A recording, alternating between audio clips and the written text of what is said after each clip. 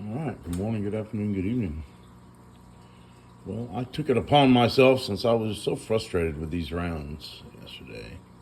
These are some of these Sterling slugs, rifled slugs. Funky green powder. Never seen green powder before.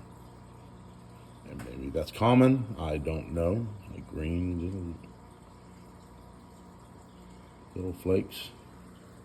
Very coarse, square looking powder. Focus.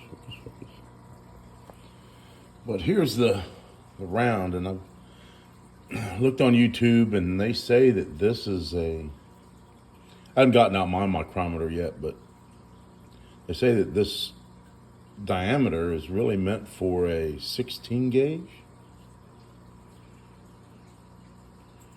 But here's the wad, and this wad is actually 6 inside of the base here.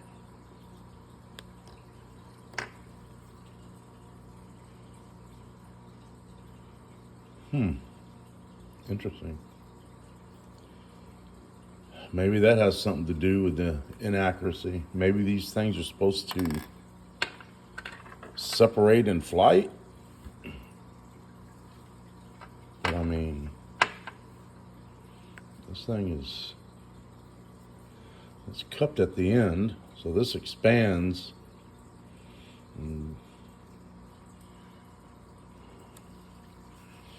I mean, to my knowledge is that when these things are fired in any other round, that this lead here is supposed to expand out.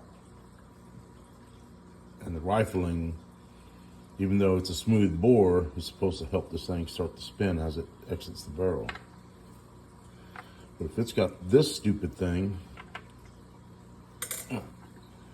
and it's pretty hard to push in there. I mean, at what point do these things separate, or does this stay with it the whole trip? The target. Anyway, I'm just gonna shoot these things at stuff. Beer cans and maybe gallon milk jugs full of water. But I would never use these for hunting. A home defense, within the distance of your home, I mean, you'd have in your house maybe what? Maybe 20, 30 feet, maybe in your house. I would say that it doesn't really matter how inaccurate they are out at 50 yards. So yes, would they still do damage? Sure. But I wouldn't be shooting slugs for home defense anyway. I wouldn't be shooting buckshot for home defense. Only because of my neighbors are close by. I have other people that occupy the house, and I would not want to overpenetrate walls and hit somebody that not supposed to be hit. My personal view on that is that in this situation where I live, I would probably be using a bird shot. What size? That's up to you. I prefer number 6 shot, or even 7.5. I mean, if you guys have been around shotguns, never shot things with shotgun shells, you'll know that bird shot at close range is devastating. I was involved with a hunting accident when I was a teenager, and a buddy of mine were hunting in a field, and we were probably about 60 yards apart from each other, And he was looking one way and I was looking the opposite way. Again, you know, about 60 yards between us. And I was, you know, we're telling each other, well, look, if some bird comes up from behind me, then let me know and I'll do the same for you. And so we were out there hunting in that big field. Anyway, a bird was coming up from behind me and flew in between us. And I guess maybe he forgot that I was there.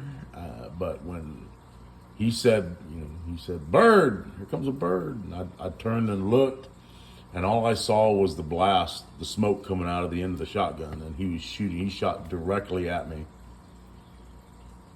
And at 60 yards with 12 gauge, number 6 shot, and these were, and we used to reload all of our own shells back then. It was a pretty high performance round that we had loaded. And I tell you what, at 60 yards, I turned my head and I was standing sideways to him. And so it went all up and down my left side of my body and my neck and the side of my head, my cheek. Luckily, nothing penetrated, but I had little red whelps all over my body. It made me drop my shotgun. And it hurt. Man, it really hurt. I think he was shooting a full choke on his shotgun, so that made the pattern even tighter. But yeah, hey, you guys out hunting, be careful, because these shotgun rounds, even though it's bird shot, man, they are deadly. But at 60 yards, it had lost enough momentum to where it did not penetrate my skin. And I was grateful for that.